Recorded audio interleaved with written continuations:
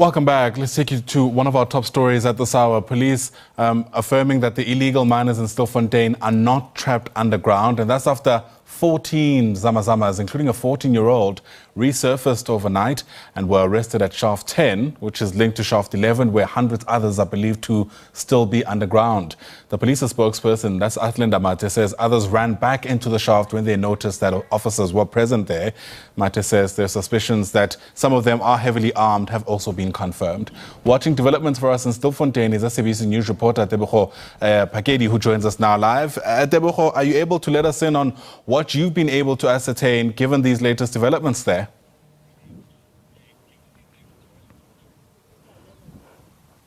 Good morning, Ayanda, and of course, good morning to the viewers. We are stationed at Shaft 10. This is about 5 kilometers from Shaft 11, where the retrieval operation of these illegal miners that are underground is set up. I'm just going to ask my colleague Jabu Africa to just pen and just perhaps, zoom at this shaft where the illegal miners did emerge from this shaft. We understand, as stated by the police, this happened last night, and of course, as you have rightfully stated there, these illegal mine workers were arrested. And you would remember that this happens when we are expecting to hear from the Department of Community Safety and of course from police as to how far are they with getting information from the data they collected on Friday. As we know that we saw a crane holding a camera that was going underground to just take footage from underground. As we understand,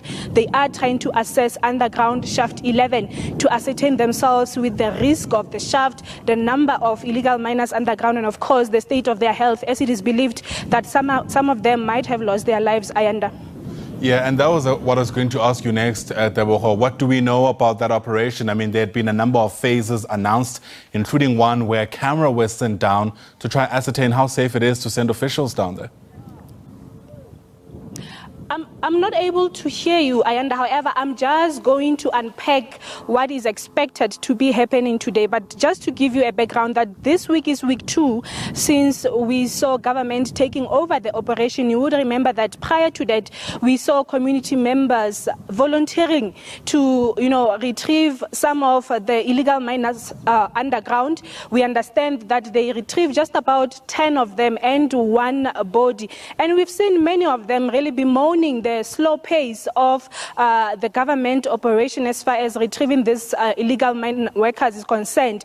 We had last week some of them really making demands, asking that they be provided with medication, with food, but government also stating that they are not going to be held ransom. They cannot act whenever these mine workers that are underground make these demands. But as far as the mining community is concerned, they've been registering some concern as far as the health of these mine workers is concerned. Ayanda, many of them really joining the society group that is at this point before the Gauteng High Court in Pretoria, demanding that these illegal mine workers underground be provided with food and emergency. And we had their legal representative last week making presentations that these illegal mine workers are trapped. But we hear from the police saying, well, they are able to emerge by themselves, as we saw last night. Therefore, these people are not trapped. And in actual fact, they are refusing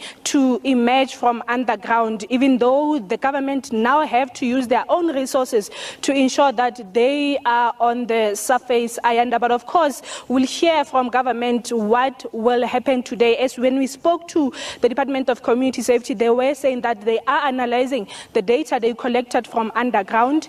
From there, they will know what is going to happen. But the next step, which is the third phase, is expected to consist of the actual retrieval of these illegal mine workers. From the videos we saw yesterday, I can tell you that with what I saw, they did not look frail. Of course, I'm not a medical doctor, Ayanda, but they were able to emerge emerged, some of them evading arrest, saying, we heard from the police saying that some of them were evading arrest. Those that emerged yesterday will be joining more than 1,000 of those who emerged by themselves. And of course, it's only just about 10 that were retrieved by community members, including one body. But as to what happens from here, we will be getting the update from government, but we'll also be moving to Shaft 11 to assess or just observe throughout the day what is happening as far as the retrieval program by government is concerned. Ayanda, for now, back to you in studio.